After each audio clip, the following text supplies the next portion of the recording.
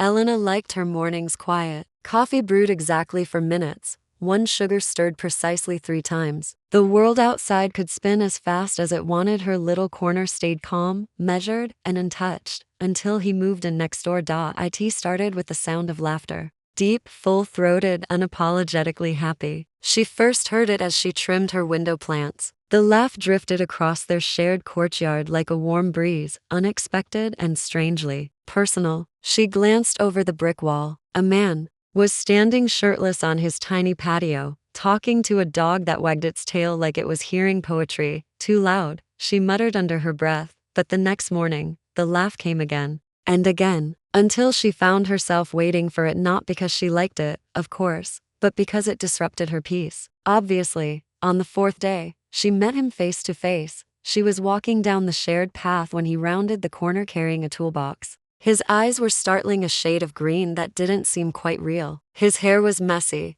and a smear of dust streaked his jaw. He looked like a painting someone had forgotten to finish. He smiled. Elena didn't smile back. "You must be the neighbor," he said, stopping just short of her. "I'm Theo. Sorry if I've been noisy. I talk to Milo a lot." She looked down. Milo was the dog, half golden retriever, half walking carpet. "Elena," she replied, brushing past him. "And, yes, you've been noisy." He laughed softly, not like the loud bursts she'd heard before, but something gentler, like a secret between strangers. That night, Elena couldn't stop thinking about his voice, or the way his eyes crinkled when he smiled. By the end of the week, her morning routine had changed. She now poured her coffee 5 minutes earlier and sat by the window a little longer, just in case Theo came out to play fetch with Milo. She told herself it was just curiosity. Then he knocked on her door one Sunday. "I made too much banana bread," he said, holding out a warm loaf wrapped in a kitchen towel. "Figured I'd share." She almost refused. Almost. But the scent of cinnamon, butter, and something comforting softened her resolve. She took the bread with a nod. "Thanks." He didn't leave. Instead, he leaned on her doorway. "You like books?" Elena blinked. "Why? You always have one in your hand when you're walking." She didn't realize he had been paying attention. "I read a little," she said carefully. "I just moved in with a bunch of my sister's books. Don't know half of what's in the boxes. Maybe you could help me sort them?" She wanted to say no, she really did. But instead, she found herself nodding again. The next afternoon, she sat on Theo's living room floor, surrounded by piles of worn paperbacks. The place smelled like cedarwood and coffee. Milo rested his head in her lap like he'd known her forever. Theo watched her as she ran her fingers over a copy of Wuthering Heights. "Don't hate me," he said, "but I've never read that one." Her eyebrows lifted. "You should." "I will, if you'll read it with me." Something warm fluttered in her chest. She told herself it was just surprise, not attraction, not anticipation. "I don't read with people," she replied. "That's a shame," he said. "You seem like you'd be amazing at it." She turned her face so he wouldn't see the small smile trying to escape. In the days that followed, she found herself walking to his door more often, just to return a book, or bring one, or ask about Milo. Sometimes they talked, sometimes they didn't, but it never felt awkward. It just felt like ease.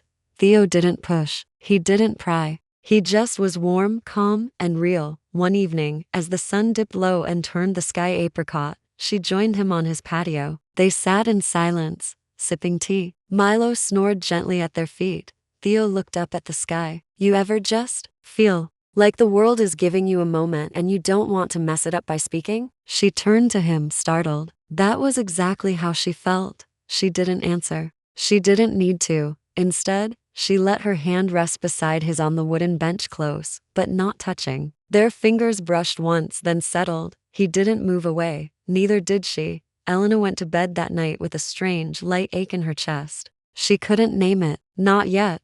But she no longer called him noisy in her thoughts. She had started to call him familiar, and maybe even mine. Elena wasn't used to people saying her name gently. Most said it in passing, quick, clipped, efficient. But Theo said it like he'd been holding it in his mouth for hours, letting it roll over his tongue until it softened into something sacred. "Elena," he had said that morning, handing her a mug of honeyed tea. Just one word, but he spoke it like he was discovering it for the first time. Like he was afraid of breaking it. She couldn't stop thinking about that. The wind was soft that afternoon. Sunlight danced on the courtyard like scattered petals. And Elena found herself once again outside her usual comfort. She was sitting on Theo's couch, legs curled up, book open, but eyes unfocused. Theo had offered her a place in his world without asking for anything in return. No questions about her past. No prying into the parts of her life she'd wrapped in quiet. Just smiles, banana bread, shared sunsets, and a dog who now preferred her lap to his bed. He walked in with a bowl of strawberries and casually placed them between them. "You haven't turned a single page in 15 minutes, he said, a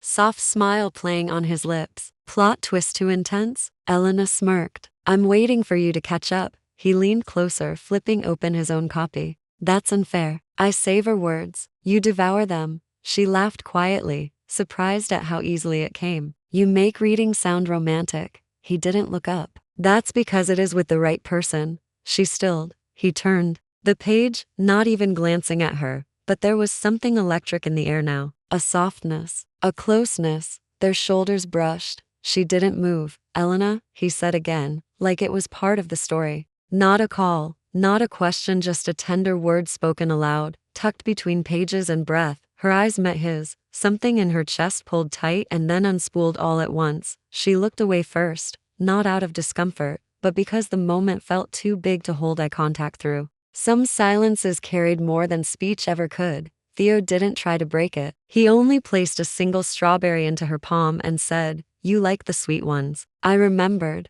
She stared at the fruit, then at him. "How do you notice such little things?" He shrugged. "You don't talk much, Elena, so I listen more carefully." That was the moment her heart did something strange. Not the fast flutter of excitement. Not the thud of nerves. No, it rested like it had found somewhere soft to land. She chewed slowly, savoring the sweetness more than she expected. They spent the next hour in quiet companionship, trading books, tastes, and small glances. Milo snored beside them like a reminder that some things didn't need to be rushed. As she left that evening, Theo walked her to the door. The sky had turned lavender, stars gently poking through the veil of dusk. "Elena," he said again. She turned. His eyes found hers. "Thank you for today." She nodded, her voice just above a whisper. "You say my name like it means something." He smiled. "It does." That night, Elena sat by her window, notebook open, pen poised but unmoving. She didn't write often, but tonight she wrote one thing. "He says my name like a promise I didn't know I needed." It was one of those rare spring days when everything felt washed clean. The rain had stopped just hours earlier, leaving behind puddles that caught the sky and magnolia blossoms trembling from the branches. Elena stood at her door, watching sunlight sneak across the tiles of the courtyard. She hadn't planned to see Theo today, but somehow, her feet moved toward his door as if they didn't need permission from her thoughts anymore. He opened before she could knock, holding a paintbrush and laughing. "You just missed the grand disaster," he said, pointing to a tipped-over can of white paint beside a wooden chair. His shirt was speckled with drops, and there was a smudge on his cheek. Elena blinked. "You're painting furniture?" "Trying to." It was either that or reorganize my spice cabinet, and one of those felt more heroic. She chuckled, stepping over the threshold. Milo trotted up and nudged her hand with his nose before flopping back down onto a blanket that smelled faintly of cinnamon and sun. "You look good in white," she said before realizing she'd said it aloud. Theo paused, eyebrows raised. Then he grinned. "I'll take that as a compliment, paint stains and all." She looked away, heat rising in her cheeks, but Theo didn't tease her. He just handed her a second brush. "Help me." And she did. They painted in silence, dipping into the same can, sometimes brushing the same leg of the chair from opposite sides. Their fingers touched more than once. Neither of them pulled away. At some point, she stopped caring about the chair. She just liked being near him. Time passed slowly, softly. A breeze moved through the open windows, brushing strands of her hair across her face. She lifted her hand to tuck them back, but Theo was faster. He reached over, gentle and unhurried, and pushed the hair from her cheek. His fingertips barely grazed her skin. Elena froze, not out of fear, not discomfort, but because it felt like the world had hushed around that small gesture. She looked up at him. Theo didn't say anything. His hand lingered for half a second longer, his thumb resting just beneath her ear, and then he let it fall. She started, but didn't finish. You had paint on your cheek, he said, eyes still searching hers. Did I? No, he smiled. She laughed softly. You're a terrible liar, only when it matters. Elena stared at him, unsure of what to do with the feeling blooming inside her. It wasn't a crush. It wasn't butterflies. It was slower, deeper, like roots curling into soil. I like being around you, she whispered. Theo stepped back only slightly, enough to give her space but not distance. I know, he said. I like being around you too. The words didn't need to be grand. They didn't need music or candlelight. They sat gently between them, true and whole. They finished the chair together, and even though it wobbled slightly when it dried, Elena thought it was perfect. Later, they sat on the patio, watching the sky fold itself into stars. He didn't touch her again that night. He didn't need to, because brushing her hair from her face had said more than any kiss ever could. And in that moment, Elena understood something very simple and very real. She had never known affection could feel like quiet warmth instead of sparks, and she never wanted anything else. It began with rain again, not the kind that lashes at windows or rattles rooftops, but a soft, steady rhythm that made everything feel slow and safe. Elena stood at her window, fingers curled around a warm mug, eyes tracing the droplets as they raced each other down the glass. Then came the knock, 3 soft taps. She opened the door to find Theo standing with an umbrella and 2 paper bags. His hair was damp at the edges, his hoodie clung to his shoulders, and he looked like something out of a dream, too casual to be real. I brought dinner, he said, lifting the bags like an offering. Elena raised an eyebrow. You walked through the rain for me? No, he said, grinning. I walked through the rain for the best mushroom risotto in town, but I brought you some because I like your face. Her laugh came without effort. They ate on the floor, the table forgotten. A picnic-style dinner on a blanket by the couch, candles flickering on the windowsill, the storm humming in the background like a lullaby. After the last bite and the final sip of wine, Theo leaned back on his elbows and said, Ever danced without music? Elena tilted her head. You mean, just pretend? No, he said, his eyes twinkling. You feel it anyway, even when it's not playing. She looked at him, unsure if he was being poetic or just odd. But when he stood and held out his hand, she surprised herself. She took it. No hesitation. No thought. Just, yes.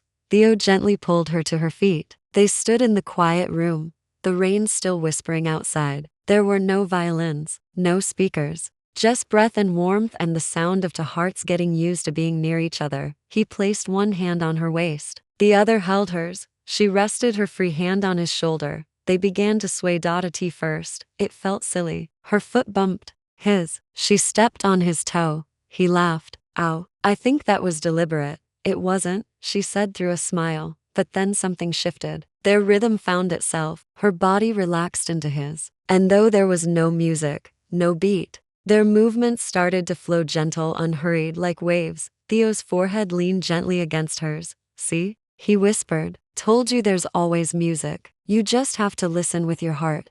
Her eyes fluttered closed. Her skin tingled where his hand rested on her back. Her chest ached in the sweetest way. No one had ever held her like this before, not as if she were fragile or untouchable, but as if she were meant to be held. Theo didn't try to pull her closer. He didn't need to. She was already there. I've never felt like this, she whispered, afraid that speaking too loudly might break the spell. He didn't ask what this was. He didn't need her to explain. Instead, he just said, me too. They danced for a long time, maybe minutes, maybe hours. Time lost its shape when they moved like that, 2 bodies, one silence, one feeling that had grown so naturally between them that neither of them noticed it had been love all along. When they finally sat again, her head resting against his shoulder, Theo reached over and brushed a raindrop from her cheek. Except it wasn't a raindrop. It was the smallest hair. She didn't even realize she'd cried, but he did, and he didn't ask why. He simply pulled the blanket around them both and whispered, I'll never rush this. Elena leaned into him, eyes closed. She believed him, because in Theo's arms, dancing without music, she had found something she never thought she needed. Peace that felt like passion, stillness that held fire, and a touch that didn't ask but offered. The next morning felt quieter than usual, not because the world had changed, but because something inside Elena had. She still brewed her coffee the same way, still sat by her window, but her thoughts had softened, warmed, and curved gently toward one person. Theo. She could still feel the echo of his hands on her waist, the invisible rhythm they'd moved to. The way he had looked at her, not like a secret, but like something he wanted to memorize. A soft knock came, not a surprise anymore. She opened the door to find him holding a folded bundle of navy cotton. "I found this on your couch last night," he said. "You used it as a pillow." Elena took the shirt. It was warm from his hands and smelled like clean soap and something uniquely his, like cinnamon, wood, and early mornings. "You can keep it," he added, almost casually. She raised an eyebrow. "You're giving me your shirt? It's the one you always say looks too good on me." She laughed. "I never said that.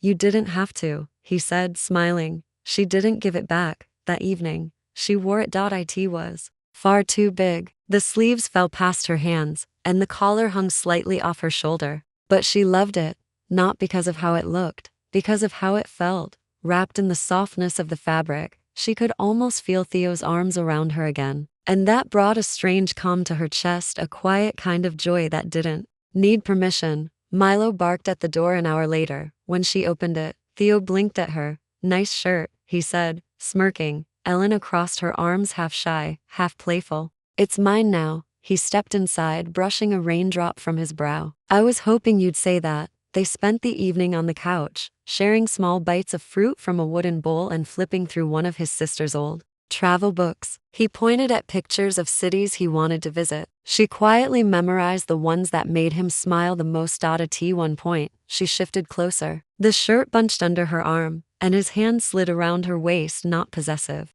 just familiar, like it had always belonged there. "You look good like this," he murmured. "Like what?" "Comfortable, soft." "No one's ever said that to me." Theo didn't rush to fill the silence. Instead, he kissed her shoulder bare, where the shirt had slipped, and let his lips linger just a second longer than necessary. Then, "No one's been paying attention," he whispered. That night, when Theo left, Elena curled up in bed still wearing his shirt. It felt like safety. It felt like home. As she drifted off, the scent of him still clinging to the cotton, she thought of something she hadn't in years. What if love didn't have to come with storms? What if love could be like this? Soft, simple, true. She smiled in the dark and pulled the shirt tighter around her.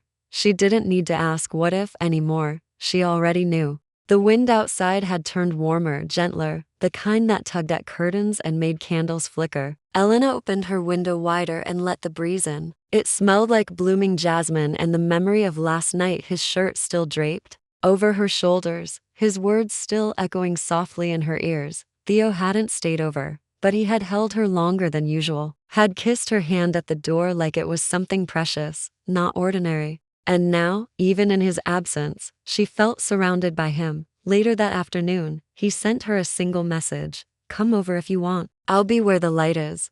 No pressure, no expectations, just him.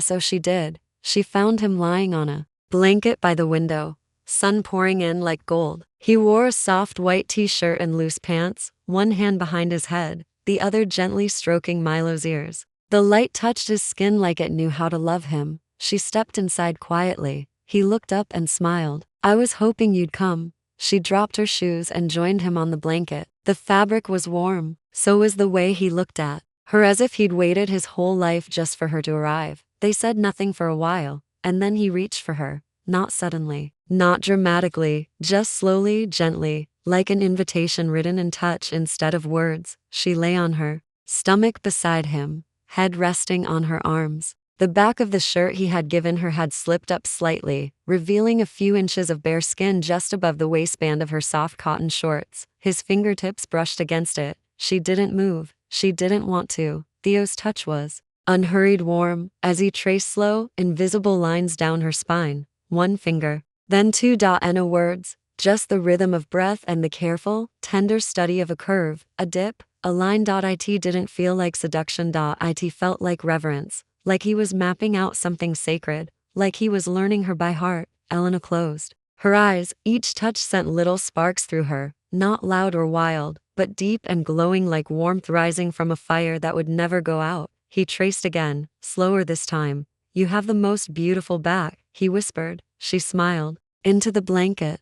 That's an odd compliment. No, he said. It's perfect. Like, if someone gave me a map to peace, it would look exactly like this. Her heart melted, completely. She turned her head slightly, catching his gaze. His eyes held the kind of softness that made people fall in love without even realizing it. You make me feel, she whispered, like I've always been seen but never quite like this. He leaned forward, brushing her hair from her cheek. Because no one's ever looked closely enough, he said. Then he kissed the space between her shoulder blades, soft, slow, full of meaning. Elena let out a breath she hadn't known she was holding. Her body wasn't tense, her heart wasn't guarded. She was just there, entirely, peacefully, with him. And in that moment, she knew this wasn't just affection. This was love blooming in the quiet, in the slow tracing of a spine, in a blanket warmed by the sun, and in a gaze that promised forever without even needing the word. Elena had never spent the night at someone else's place, not like this, not without a barrier of expectation or awkwardness hanging in the air. But Theo wasn't just someone else, and last night hadn't felt like staying over. It had felt like arriving. They hadn't planned for it. One minute they were watching old travel documentaries, the next she was curled against him on the couch, his arm cradling her, his breathing slow and steady. Somewhere between shared laughter and soft kisses, she had fallen asleep with her head against his chest. Now, morning light poured into the room, golden and gentle. It touched her cheek first, then spilled across the floor in ribbons. Birds sang from somewhere nearby, the kind of song that only comes after the world has been washed clean by sleep. Theo's arms were still around her, warm, still. One hand rested at her waist, fingers soft and open, like even in sleep he was holding her without gripping too tight. Her legs were tangled with his. Milo lay at their feet, tail flicking occasionally, still dozing. Elena didn't move, not because she was afraid to wake him but because she didn't want the moment to end. It felt like something out of a dream, except better because it was real. She could feel his heartbeat, slow, safe, and hers matched it. For the first time in a long, long while, her thoughts didn't rush ahead. She didn't wonder what came next or where this was going. All she knew was the now, the quiet, the warmth, the way her entire body fit into the hollow of his like it was made for it. Theo stirred, his arm tightened just slightly, as if his body noticed her before his mind did. Then his voice, low, hoarse from sleep, murmured against her hair. Still here. She smiled into his chest. Still here. He kissed the top of her head. I had the best dream, he said, but I'm glad I woke up and found you instead. She lifted her head and met his eyes, soft, sleepy, honest. I didn't mean to stay, she whispered. I hoped you would, he replied. They lay there, looking at each other, no urgency to fill the silence. Eventually, she whispered, I never thought I'd feel this way. Theo brushed her cheek with the back of his hand. Safe? She nodded. Loved? She paused just a second and then nodded again. I didn't think I could either, he said. Not until you. Tears pricked her eyes, not from sadness, but from something deeper, joy that had settled into her bones, joy that didn't ask for proof or permission. She leaned forward and kissed him, not like before, not just soft, but whole, present, certain. It wasn't a question. It was a promise, and when she pulled back, he rested his forehead against hers. What are you thinking? He asked.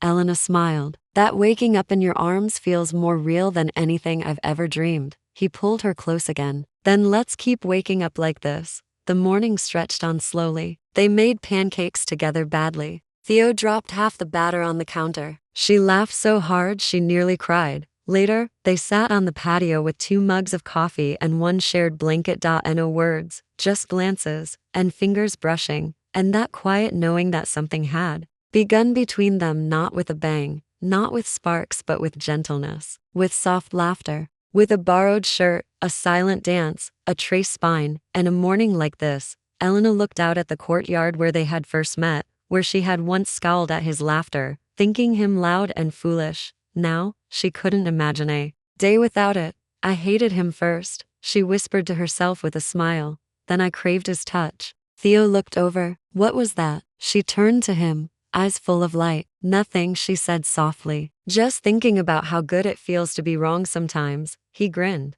then reached for her hand, and in the golden hush of a new day, 2 hearts stayed close. No conflict, no storm, no past to run from, just love. real, pure, whole, and enough.